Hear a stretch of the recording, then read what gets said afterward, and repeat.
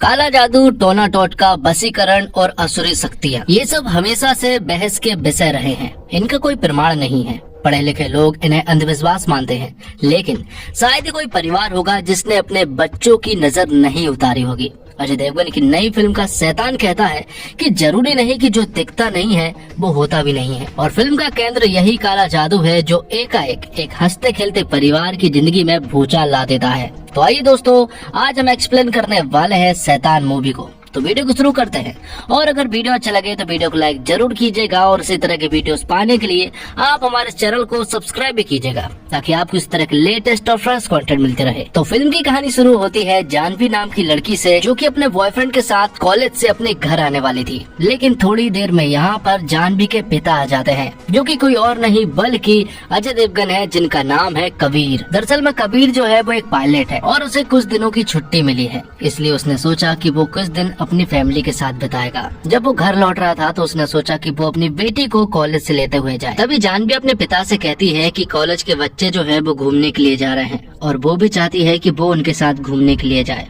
लेकिन यहाँ पर कबीर जो है वो उसे साफ मना कर देता है कि वो कहीं पर भी नहीं जाएगी। कबीर कहता है कि उसने कुछ दिन की छुट्टी ली है तो उसे कुछ दिन मेरे साथ ही बिताने होंगे। कबीर की फैमिली जो है वो एक खुशहाल फैमिली है, और बहुत छोटी फैमिली है, जिनमें कबीर की पत्नी ज्योति, उसकी बेटी जानवी और एक और छोटा बेटा ध्रुव है। और वो लोग अपनी फैमिली में बहुत ज्यादा खुश रहते हैं। लेकिन जानवी अभी भी अपने पिता से जिद कर रही थी कि वो कॉलेज के बच्चों के साथ घूमने के लिए जाए, इसलिए यहाँ पर कबीर को मानना पड़ता है, और वो जानवी से कहता है कि मुझे सारे ट्रेवलर्स की डिटेल्स चाहिए, लेकिन उससे पहले वो लोग हमारे फार्म हाउस में कुछ दिनों के लिए रहने के लिए जाएंगे। तो वो अगले ही दिन फार्म हाउस के लिए निकल पड़ते हैं। तो बीच रास्ते में वो एक रेस्टोरेंट में रुकते हैं, वहाँ पर कुछ खाना वगैरह ऑर्डर करते हैं, लेकिन जानवी वो नहीं खाती है क्योंकि वो काफी ऑयली था। तब यहाँ पर हम बनराज नाम के आदमी को देख पाते हैं, जो कि कबीर की थोड़ी हेल्प कर देता है, क्योंकि कबीर के पास छुट्टे पैसे नहीं थे। जिसके बाद बनराज जो है वो जानवी के पास आकर बैठ जाता है, और जो वो ऑयली खाना नहीं खा रही थी वो उसमें कुछ चीजें मिला देता है और कहता है कि अब इसे खा लो। जिसके बाद जब जानवी खाना शुरू करती है तो वो पूरा का पूरा खाना खा जाती है। बनराज यहाँ पर जानवी को कुछ बिस्किट भी देता है और कहता है कि इसे घर जाकर खा लेना और किसी को भी मत देना। अब कबीर की पूरी फैमिली जो है वो फार्म हाउस पहुँच चुकी थी। वहाँ पर पहुँचने के बाद वो पूल में मस्ती करने लगते हैं और खूब इंजॉय करते हैं। लेकिन तभी यहाँ पर वो लोग देखते हैं कि उनके दरवाजे पर कोई है, और वो कोई और नहीं बल्कि बनराज ही होता है, जिससे वो लोग हाल ही में रेस्टोरेंट में मिले थे। यहाँ पर बनराज उनसे कहता है कि मेरे मोबाइल के सिग्नल चले गए हैं और उसके मोबाइल की बैटरी भी डेड हो चुकी है, इसलिए मैं चाहता हूँ कि मैं आपके लैंडलाइन से कॉल कर लूँ अपनी बेटी के पास, ताकि वो मुझे यहाँ पर लेने के लिए आ जाए। तो अब क्योंकि वो एक मेहमान है और उसने रेस्टोरेंट में उनकी मदद भी की थी, इसलिए यहाँ पर कबीर भी उसकी मदद करने लगता है और उसे अपने घर पर बिठालता है। उसका मोबाइल चार्ज पर लगाया जाता है। लेकिन ये सारी चीजें देखकर ज्योति जो है वो कबीर के ऊपर भड़कती है। वो कहती है कि हमें किसी अनजान शख्स के ऊपर इतना भरोसा नहीं करना चाहिए। वो हमारे घर तक आ चुका है और वो हमारे साथ कुछ भी कर सकता है।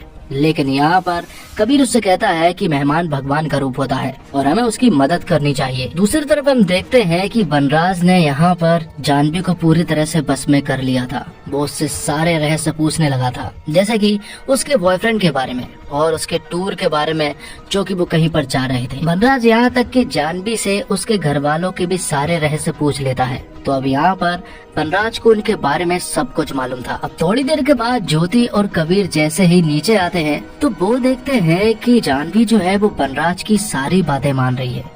ये सारी चीजें देखकर वो दोनों हैरान रह जाते हैं कि आखिर ऐसा कैसे हो सकता है। लेकिन अब बहुत हो चुका था, इसलिए कबीर बनराज से कहता है कि जो भी काम होना था हो गया, इसलिए अब तुम्हें यहाँ से जाना होगा। लेकिन बनराज कहता है कि वो यहाँ से नहीं जा सकता है और उसे तुम यहाँ से निकाल भी नहीं सकते हो, चाहो तो कोशिश कर लो। जिसके बाद कबीर उसका हाथ पकड़कर बाहर निकालने लगता है। लेकिन तभी बनराज जानवी से कहता है कि अपने पिता से कहो कि मुझे रोको और मुझे कहीं भी मत जाने दो।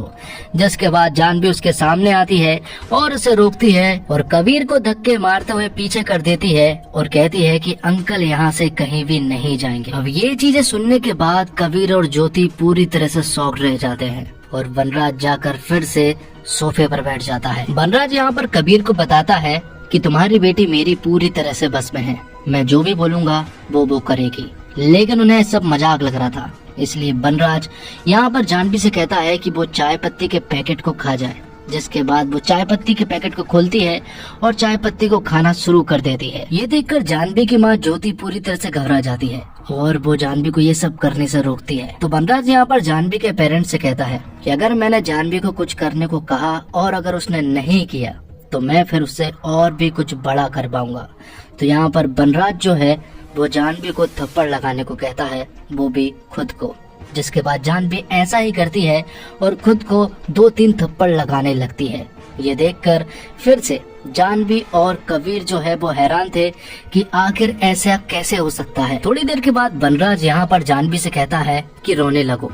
तो जानवी रोने लगती है और यहाँ पर बनराज फिर उससे कहता है कि रोते रोते हंसने लगो और फिर बीच में मिक्स कर दो। जिसके बाद जानवी ऐसा ही करती है, वो हंसती भी जाती है और रोती भी जाती है। अब इन सब चीज से परेशान होकर यहाँ पर कबीर कहता है बनराज से कि तुम्हें जो भी चाहिए हम देने के लिए रेडी हैं, लेकिन तुम ये सब रोक दो।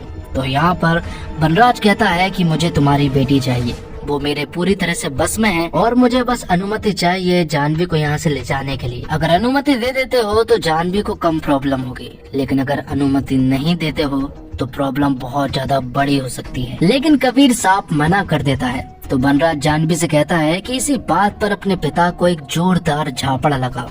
और ये सुनने के बाद जानवी तुरंत ही अपने पिता को झापड़ लगा देती है, क्योंकि बनराज ने उससे ये सब करने को कहा था। तो अब देखा जाए तो जानवी के हाथ में कुछ भी नहीं है, वो बस एक कठपुतली है बनराज की। जो भी बनराज कहेगा वो सब कुछ जानवी को करना ही पड़ेगा। कबीर यहाँ पर बनराज से कहता है कि तुम्हें ये सब कुछ करने से क्या मिल जाएगा।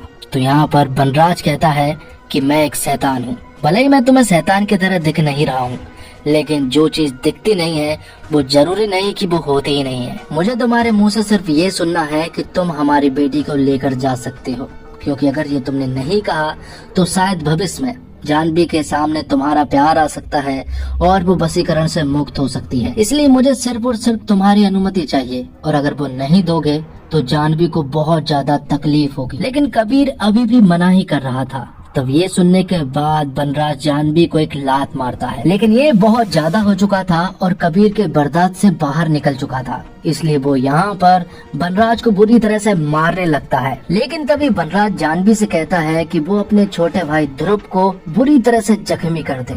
और ये सुनने के बाद जानवी अपने छोटे भाई के सर को एक पिल्लर में दे मारती है, जिस वजह से वो बुरी तरह से घायल हो जाता है। और कबीर और ज्योति जो है वो ध्रुव का ख्याल रखने के लिए छत पर चले जाते हैं और उसकी पट्टी वगैरह करते हैं। अब कबीर ज्योति से कहता है कि हमें कुछ न कुछ करना पड़ेगा, वरना ये आदमी हमारे पूरे परिवार को मार देगा। तभी कबीर को याद आता है कि उसके बैग में ऑफिस का एक मोबाइल रखा है, जिससे कि वो लोग कांटेक्ट कर सकते हैं, क्योंकि बनराज ने जानवी से कहलवा कर उनके सारे मोबाइल फोन और लैंडलाइन को तोड़वा दिया है। ज्योति और कबीर जैसे ही लॉबी में फिर से जाते हैं तो यहाँ पर अब बनराज पहले से गुस्से में था, क्योंकि यहाँ पर कबीर ने उसके ऊपर हाथ उठाया था। तो बनराज जानवी से कहता है कि अगर तुम्हारे माता पिता मेरे करीब आते हैं तो बिना रहम किए अपने माता पिता को चाकू से मार डालना। तब तक के लिए वो थोड़ा रेस्ट कर रहा है। इतना बोलने के बाद वो रेस्ट करने लगता है और यहाँ पर जानवी जो है वो एक पुतले के रूप में उसकी रक्षा करने लगती है। अब कबीर जैसे ही थोड़ा सा आगे बढ़ता है तो जानवी उसे मारने लगती है, इसलिए वो तुरंत ही पीछे हो जाता है। अब बनराज उठता है और वो कबीर से कहता है कि अब तुम लोग अनुमति नहीं दे रहे हो तो चलो थोड़ा बहुत एंटरटेनमेंट ही हो जाए। इसलिए वो सॉन्ग बजाता है और जानवी को नाचने को कहता है। बहुत देर तक जानवी नाचती है, वो थक जाती है। इसके बावजूद वो नाच रही थी क्योंकि वो वशीकरण में थी। बनराज यहाँ पर जानवी को तकलीफ दे रहा था और वो बस यही चाह रहा था कि उसके माता पिता अनुमति दे दे जानवी को यहाँ से ले जाने के लिए, लेकिन वो अनुमति नहीं दे रहे थे। जिस पर बनराज कहता है कि अगर तुम अनुमति नहीं दोगे तो ये गेम जो है वो और भी ज्यादा डेंजरस होता जाएगा। तो वो कहते हैं कि मैं तुम्हें 5 मिनट देता हूँ कि तुम अपने छोटे बेटे ध्रुव को कहीं पर छिपा लो। 5 मिनट के बाद तुम्हारी बड़ी बेटी मतलब कि जानवी उसे ढूंढना शुरू करेगी और उसे मार डालेगी। ये सुनने के बाद तुरंत ही कबीर और ज्योति जो है वो ध्रुव को छुपाने लगते हैं और जैसे ही 5 मिनट पूरे होते हैं तो यहाँ पर बनराज जानवी को कहता है कि वो ध्रुव को मार डाले। तो वो चाकू लेकर तुरंत ही छत पर पहुंचती है, लेकिन वहाँ पर ध्रुव मौजूद नहीं था, वहाँ कबीर था। और कबीर यहाँ पर जानवी को रोकने की काफी कोशिश करता है, लेकिन जानवी मानो बहुत ही ज्यादा ताकतवर थी और कबीर उसे नहीं संभाल पा रहा था। और यहाँ पर जानवी को भी मालूम चल गया था कि आखिर ध्रुव कहाँ पर छिपा हुआ है। वो दरअसल में छत पे ही एक कोने में छिपा हुआ था। ऊपर जाती है और ध्रुव को उठाकर छत से नीचे फेंक देती है, जिस वजह से ध्रुव जो है वो बुरी तरह से जख्मी हो जाता है और अब मरहम पट्टी से काम नहीं चलेगा, क्योंकि अब उसे हॉस्पिटल ले जाना होगा।